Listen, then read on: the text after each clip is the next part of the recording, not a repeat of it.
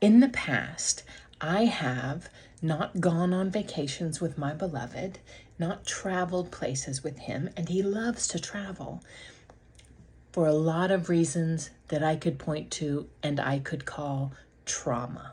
Okay. Here is how creative orientation trumps problem solving when you're just doing your regular life.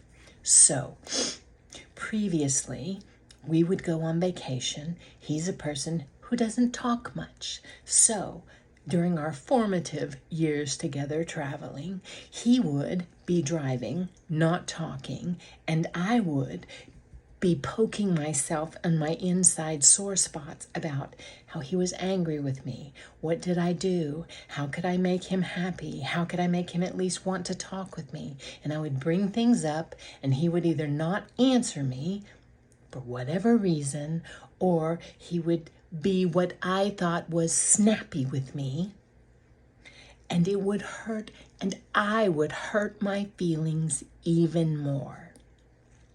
In my family of origin, when people are like that, they are unhappy with you. And my wounding is that I need to do some weird kind of monkey dance to cajole you out of your mood because I can't tolerate the feelings in my body when you don't seem okay. So, that's problem orientation. The problem is you're mad with me and I have to fix you so I can be okay. Or the problem is me. I have to somehow be different than I am so you can be happy and I can be okay. So I might go through ways about how to stop my being such a people pleaser. Those are all problem orientation. Here is how we do it with creative orientation. There's nothing about me, my beloved, and my world that is a problem for me to solve. What there is a future that I am reaching for, a future that is calling me forward. And in creative orientation, I have orienting choices that I make every day.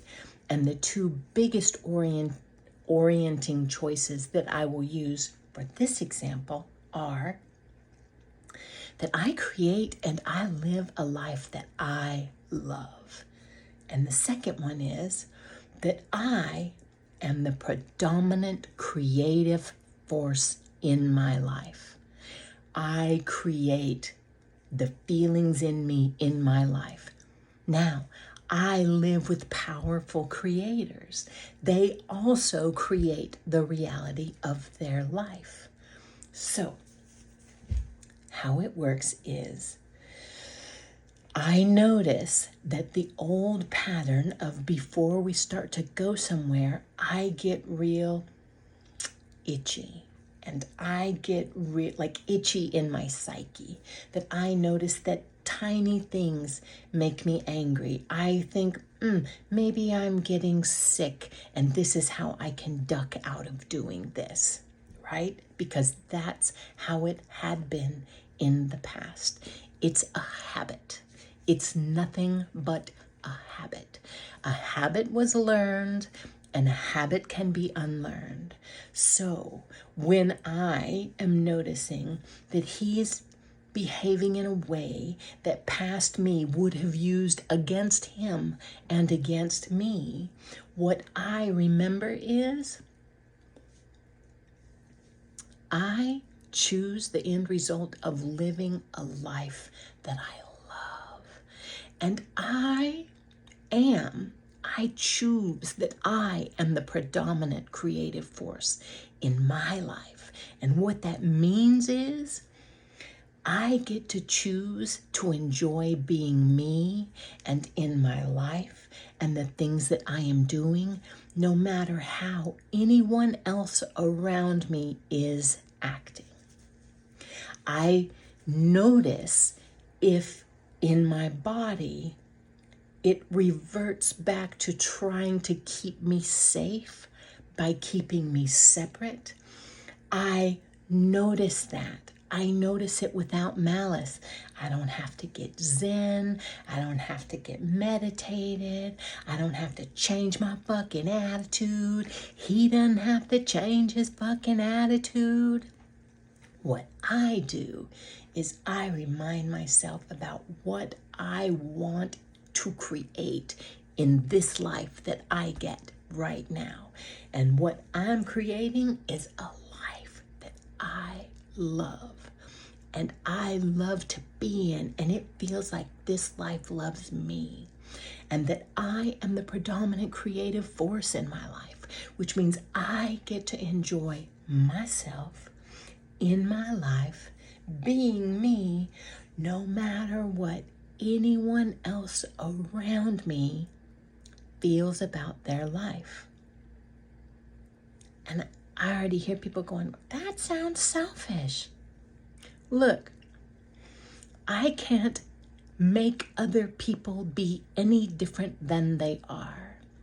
What I can do is I can change the filters that I'm looking at them through, and I can look at them through the filter of a person who loves my life and a person who lets other people not love their life if that's what they're choosing. And then it strips away the story about him being grumpy, the past, what I used to do. And what it does is it gives me the filter to be able to see that he's just concentrating on the road. He's thinking thoughts in his head. I don't need him to entertain me. He can't make me feel any differently than I do. Because even if he was all over me and told me how great it was that he was with me and how wonderful it is that we get to drive together all this time, there's something, if I think I am not worthy, if I think he doesn't like me, if I think those things, I'm not going to trust his words. So, I am the predominant creative force in my life, and I get to love traveling with this man who loves to travel, and I get to feel however I want to feel and let him do the same. And it shifts because I don't have to fix him. I don't have to fix me. I just get to be me right now in this moment, and we get to be together. And when I'm not all clanged up with a story about how he doesn't like me, or I don't like being with him, or I wish things were different, then I am open to everything that's actually happening. I love you. When you want to see how creative orientation can help your life, DM me or email me, and let's talk about if working together is a good fit.